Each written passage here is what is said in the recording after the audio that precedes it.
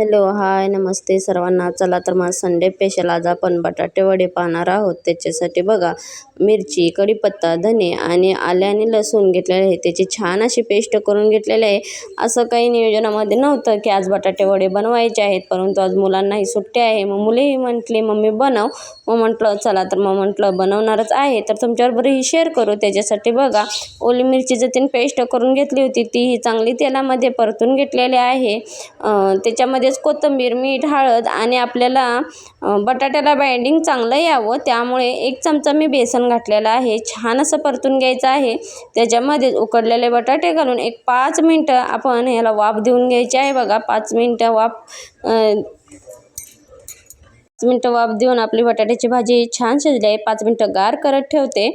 भाजी गार होत आहे तोपर्यंत जिकडं 1-2 वाटी बेसन, त्याच्यामध्येच थोडंसं मीठ, थोडी हळद आणि थोडंसं असं पाणी घालून छान असं आपलं बॅटर एकजीव करून घ्यायचं आहे आणि 5 मिनटं बॅटर ठेवून द्यायचं आहे. तोपर्यंत आपण तेलही कढईमध्ये गरम करत ठेवलेलं आहे. साईडला इकडे मी बटाट्याचे वडेही लहान लहान बनवून घेतलेले आहेत. बघा आता तेलही गरम झालेलं आहे. आता बेसन पिठामध्ये आपण जे बटाट्याचे आपण रोल करून घेतले होते त्यास घुळवून छान असं बटाटे वड्यासारखे आपले बटाटे सोडून घ्यायचे आहेत तेलामध्ये.